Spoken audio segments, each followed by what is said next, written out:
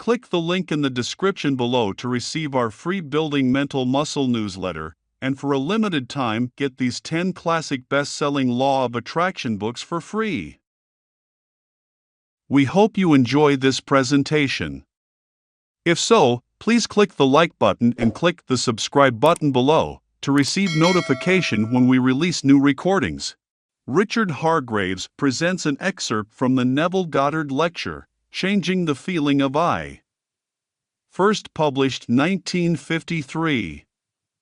This audio edition published 2023. Digitally narrated using the voice of Jeff Masters for buildingmentalmuscle.com. Copyright 2023 Iron Power Publishing. All rights reserved. The following is a short excerpt from Neville Goddard's 1953 lecture, Changing the Feeling of I. In it, Neville passes on the wisdom of Abdullah, his own teacher, who was black and would never allow anyone to refer to him as a colored man. Now, let me tell you a story. A few years ago, in this city, I was giving a series of lectures down near that lake. I can't even recall the name of the lake, but it was some Parkview Manor was the place where I spoke, and in that audience was a gentleman who sought an audience before the meeting. And we went across the street into the little park there, and he said to me that he had an insoluble problem. I said, "There is no such thing as an insoluble problem." "But," he said, "you do not know my problem. It's not a state of health, I assure you, it is look at the skin that I wear." I said, "What's wrong with it? It looks lovely to me." He said, "Look at the pigment of my skin. I, by the accident of birth, am now discriminated against. The opportunities for progress in this world are denied me just because of the accident of birth, that I was born a colored man. Opportunities for advancement in every field, neighborhoods that I would like to live in and raise a family, I couldn't move in, where I would like to open up a business, I couldn't move into that area." Then I told him my own personal experience, that I came to this country. Well, I didn't have that problem, but I was a foreigner in the midst of all Americans. I didn't find it difficult. Yet, as he reminded me, "But that's not my problem, Neville. Others have come here speaking with an accent, but they haven't my skin, and I was born an American." Then I told him an experience of mine in New York City.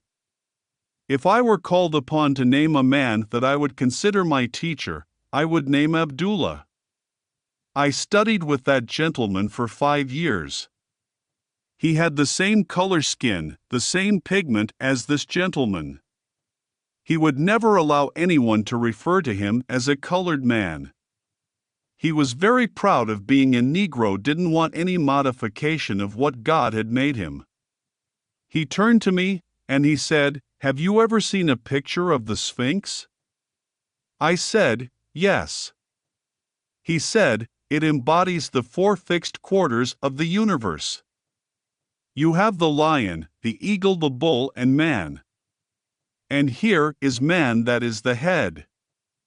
The crown of that creature called the Sphinx, which still defies man's knowledge to unriddle it, was crowned with a human head. And look carefully at the head, Neville, and you will see whoever modeled that head must have been a Negro. Whoever modeled it had the face of a Negro, and if that still defies man's ability to unravel it, I am very proud that I am a Negro. I have seen scientists, doctors, lawyers, bankers, from every walk of life seek an audience with old Abdullah, and everyone who came thought themselves honored to be admitted to his home and to receive an interview. If he was ever invited out, and he was always the honored guest. He said, "Neville, you must first start with self. Find self, don't be ashamed ever of the being you are. Discover it and start the changing of that self." Well, I told this gentleman exactly what Abdullah had taught me, that there was no cause outside of the arrangement of his own mind.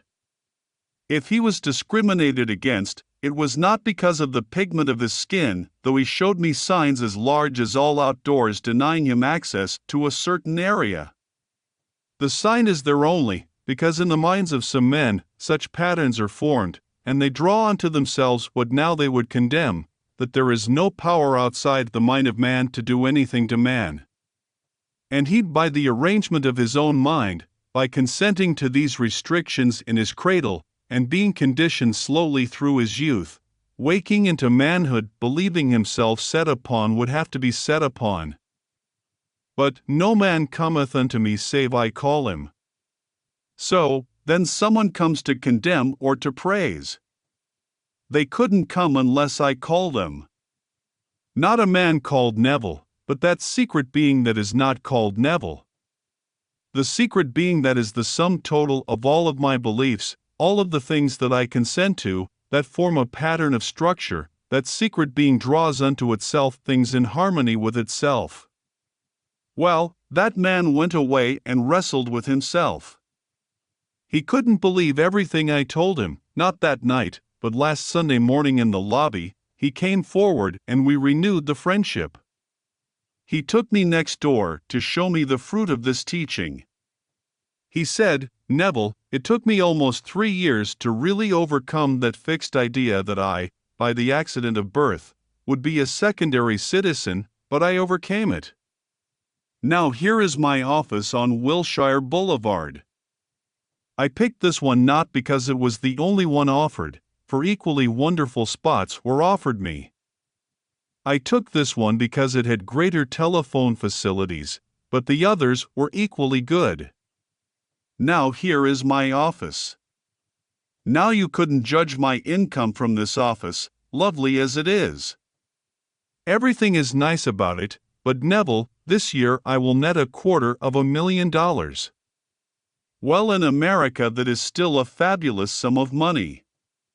It would be staggering in any other part of the world, but even in fabulous America a man to net $250,000 is really up in the very highest of brackets. And that was the man that a few years ago told me the whole vast world was against him, by reason of the accident of birth. He knows now he is what he is, by virtue of the state of consciousness with which he is identified, and the choice is his to go back to the restrictions of his childhood, when he believed the story, or to continue in the freedom that he has found. So, you and I can be anything in this world we desire to be, if we will clearly define our aim in life, and constantly occupy that aim.